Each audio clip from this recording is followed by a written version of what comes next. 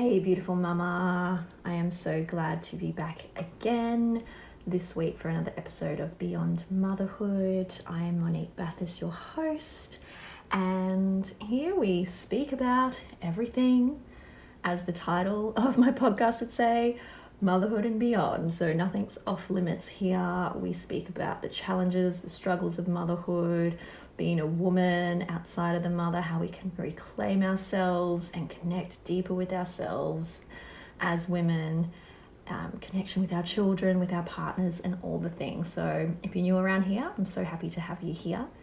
And it is a Saturday afternoon as I am recording this, and I'm telling you this because this podcast will come out in 2 days, and I have had such a full week between children. My youngest had an injury this week, and there's been appointments, and then I've been working in between that, and yeah, it's just been so full. So to try and actually find a spare 10-15 minutes to do this episode has been really challenging.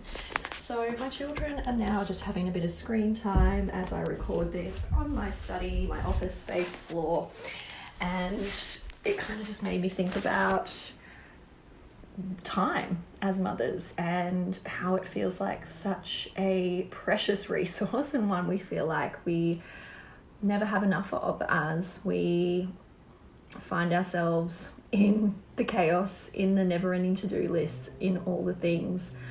And you know, that's normal. It can be a struggle for sure. Like, we're busy, and that's no word of a lie. And it doesn't matter whether you work full-time, you have a business, you're a stay-at-home mum, there's always something that can be done, right?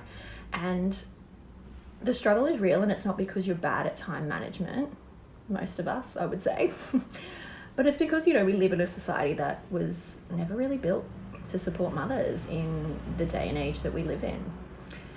And I guess I wanted to start sort of there in terms of how, as mothers, the system or the systems are really stacked against us. And, you know, there's the mental load, and it's not just about what we physically do, which is a lot. And if you're anything like me, like, kids have appointments, they have extracurricular activities, we make dinners, meals, laundry, all the things. And typically, you know, mothers are the default parent, and there's also the invisible weight of managing everything and the invisible mental load that comes with being a mum, and that can be really challenging to even then find the logistical space and the practical space, but the mental space to be able to find time for ourselves and all the things. And we live in a patriarchal society. There's that patriarchal conditioning that mothers are expected to be everything for everyone, self-sacrificing beings, putting ourselves last, and if we don't, then, you know, what the fuck's wrong with you, sort of thing. And that sort of conditioning runs really deep. And many mothers work now, so they're working, whether it's the 9 to 5, whether it's entrepreneurial life, whatever it is, but we're working now more so than what women were doing, or our mothers were even doing 30, 40, 50 years ago.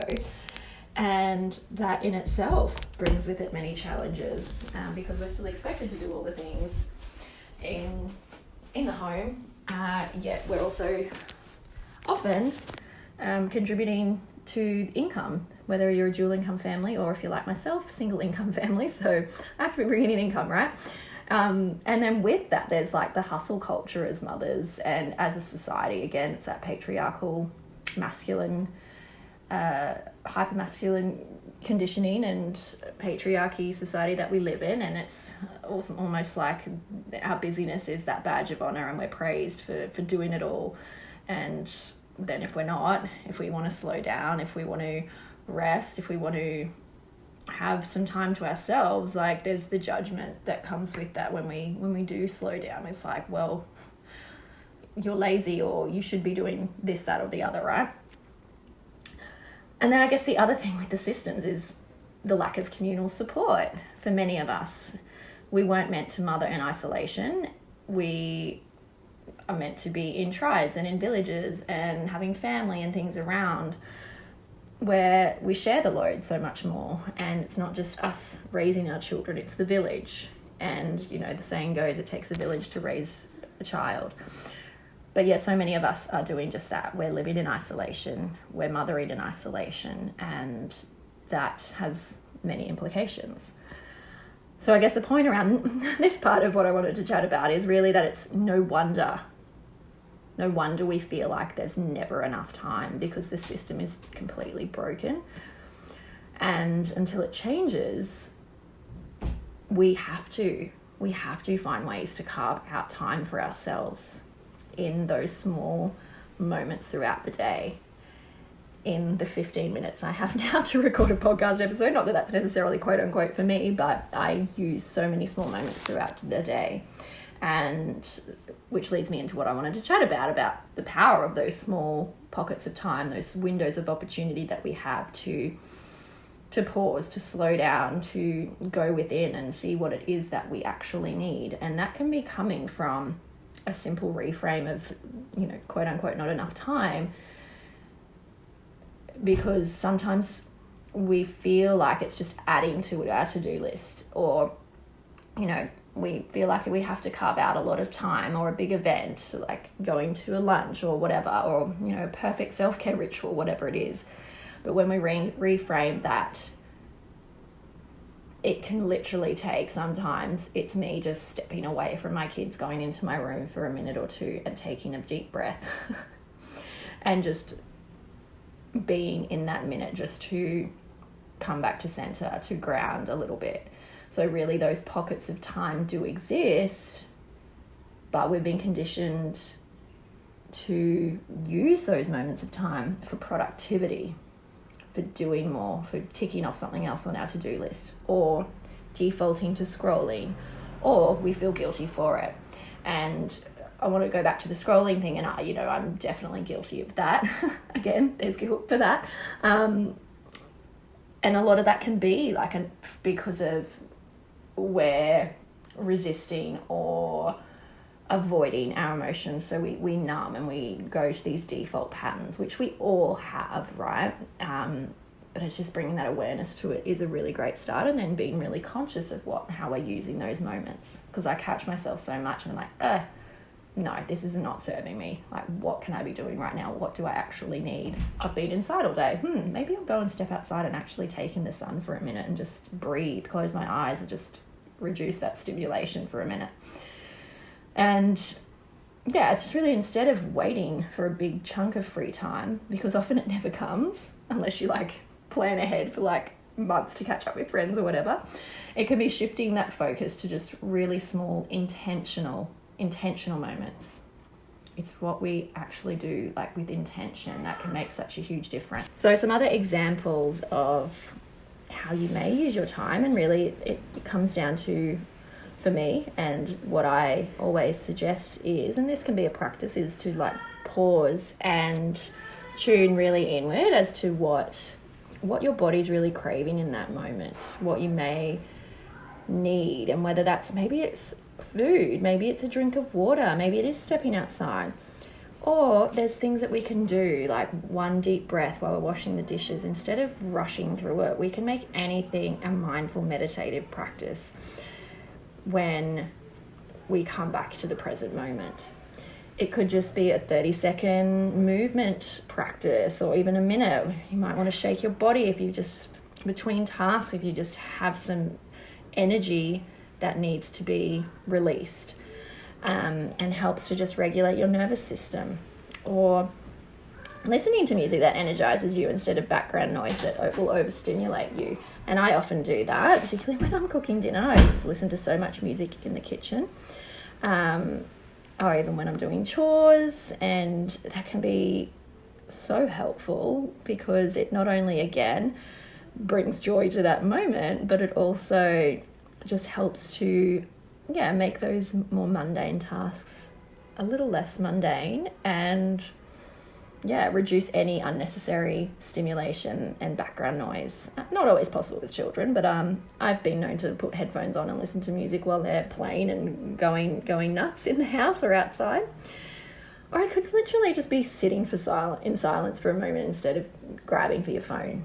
And that's a big one for me, especially, you know, if I'm in the car waiting for my son to come out from school or whatever, or even just that moment before you pick up the kids from daycare or school and get out of the car, just sitting for a moment and just decompressing, just landing in your body again before then going about your day.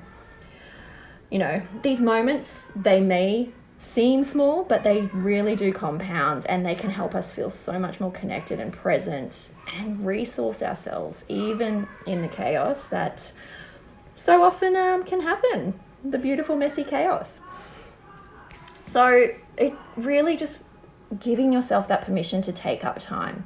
You don't have to earn it for yourself. We don't have to earn time for ourselves. It's our birthright. We deserve it. You don't have to do anything just to give yourself that time. You don't have to justify it with productivity and more work and more ticking off things, your to-do list, because ultimately you are allowed to exist outside of motherhood.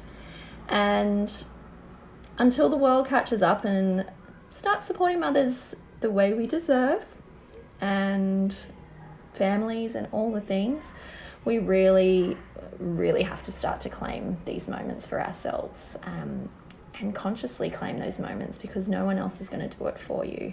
We have to make those conscious effortful, is that a word? Effortful decisions and take that action ourselves. So lastly, if this hit home for you, do give it a like, do give it a 5-star review, do share it with a friend.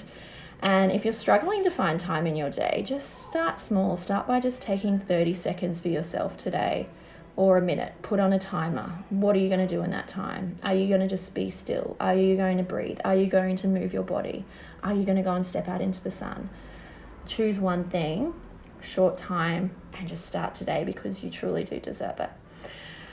Thank you for listening to this episode, beautiful humans. And I only got interrupted once by one of my children and had to pause it.